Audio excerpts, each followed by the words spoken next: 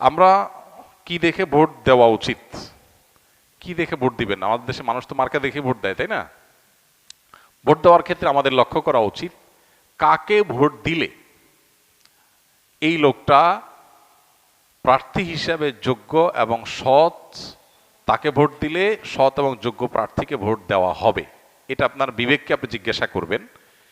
আপনি যদি সঠিকটা উদ্ধার করার চেষ্টা করেন, এরপর দেখলেন যে না, আপনি আসলে যেটাকে সঠিক মনে করছেন এটা সঠিক হয় নাই, লোকটা রাইট পারসন না, তাহলে আল্লাহর কাছে আপনার দায় নাই। কিন্তু আপনার চেষ্টা করতে হবে যে যে কয়জন আছে এর মধ্যে সবচেয়ে ভালো যোগ্য মানুষটাকে, সে জিতবে কি জিতবে না এটা আপনার দেখার বিষয় না।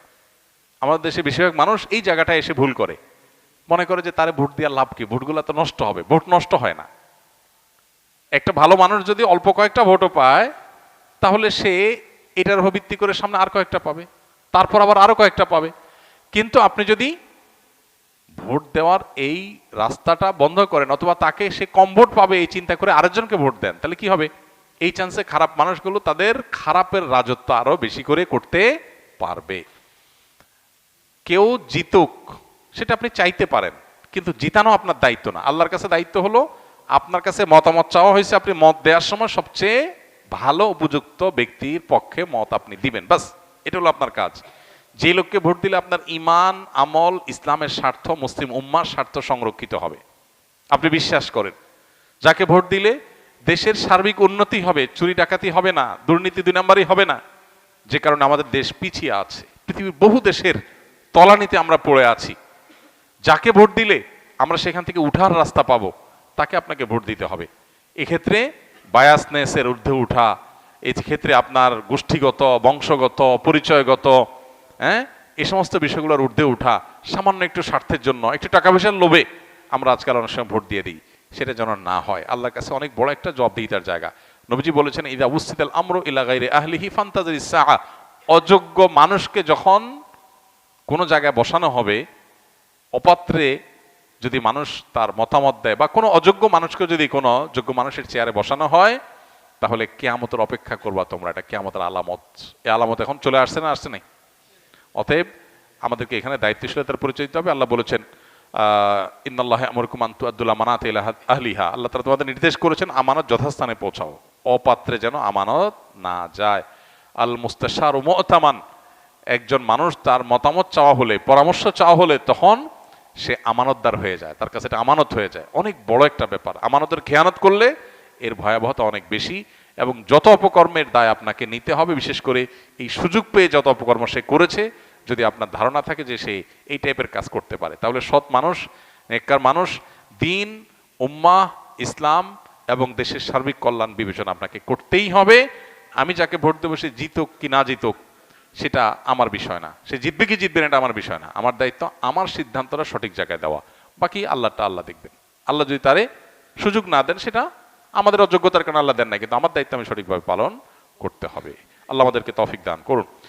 কোন আলেমগণ বলেছেন ইমান টিকিয়ে রাখতে হলে ভোটে অংশগ্রহণ করা যাবে না, আবার কেউ বলছেন ইসলাম ক্ষমতায় আনতে ভোট দিতে হবে। আমরা সাধারণ পাবলিক কোন দিকে যাব? দেখুন, এই বিষয়ে আমরা বলেছি এর আগে। হ্যাঁ, যারা মনে করছেন যে গণতান্ত্রিক বিধি ব্যবস্থায় আপনি ভোট দেওয়া মানে হলো গণতন্ত্র টিকিয়ে রাখা, প্রতিষ্ঠা করা, এখানে ইসলামের পথ রুদ্ধ করা, ইত্যাদি ইত্যাদি অনেক যুক্তি পেশ করে ভোট দিতে নিরুৎসাহিত করেন এক শ্রেণীর আলেম বা এক শ্রেণীর মানুষ। আমি বলেছি যে পৃথিবীর সংখ্যাগরিষ্ঠ ওলামা একরাম, সেটা আরব বলেন অনারব বলেন, তারা কিন্তু যেই সমাজ, গণতান্ত্রিক সমাজ বা যে দেশে গণতন্ত্র প্রতিষ্ঠিত আছে, প্রচলিত আছে, সেখানে তুলনামূলক ভালো মানুষ, যে দিন, ইসলাম, মুসলিম উম্মাহ এবং দেশের কল্যাণে আসবে, সেই ব্যক্তিকে নির্বাচিত করবার জন্য ভোট দেওয়ার পরামর্শ দেন। এবং শেখ মোহাম্মদ সালেহ আল উসাইমিন রাহিমাহুল্লাহ, সৌদি আরবের, তিনি কিন্তু এই ব্যাপারে বিশেষ গুরুত্ব আরোপ করেছেন। অতএব আমিও মনে করি তাই, যে যেখানে ভোট দেওয়ার মাধ্যমে আমি অন্তত মন্দ ঠেকানোর এবং তুলনামূলক ভালোকে এগিয়ে নেওয়ার চেষ্টা করতে পারবো, সেই সুযোগটা আমার নেওয়া উচিত।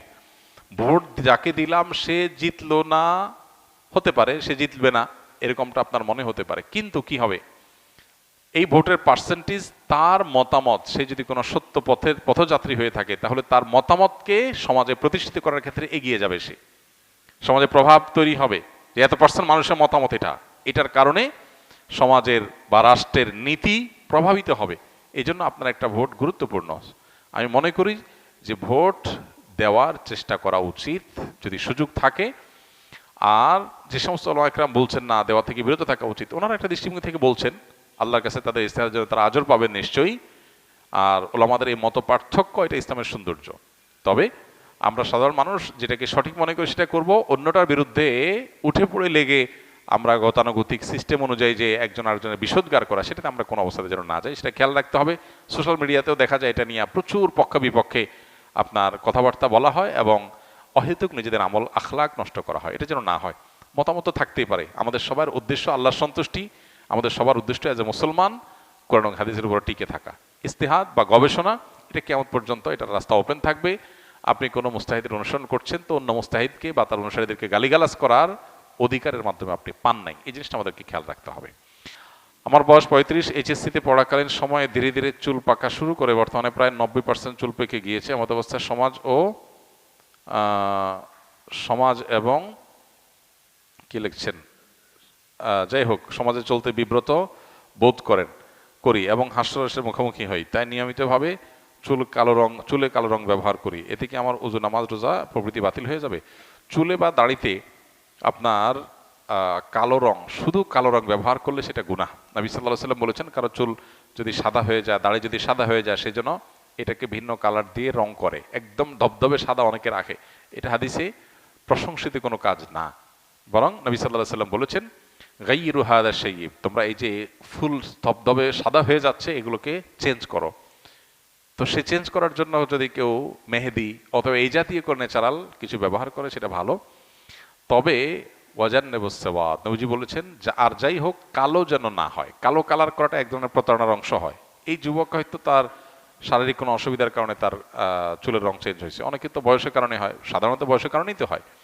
সো সে কালো রং ব্যবহার করা মানে হলো বয়স লুকানো, এই চেষ্টাটাও তো আছে।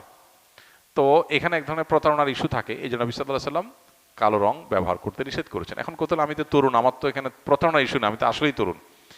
তো এর উত্তর হলো যে হাদিসে তো আসলে তরুণ আর বৃদ্ধ আলাদা করা হয় না, এই জন্য আপনি মেহেদি অথবা মেহেদি মিশ্রিত কোনো কালো কালার ব্যবহার করতে পারেন। আর ন্যাচারাল যে কালারের কারণে চুলের উপরে আলাদা কোনো প্রলেপ তৈরি হয় না, ওইটা ব্যবহার করলে কোনো অসুবিধা নেই ওযু গোসলের জন্য। আর যদি এমন কোনো কালার ব্যবহার করেন যেটার কারণে আলাদা স্তর পড়ে যায়, আলাদা লেয়ার পড়ে যায়, তাহলে ওযু গোসল হবে না।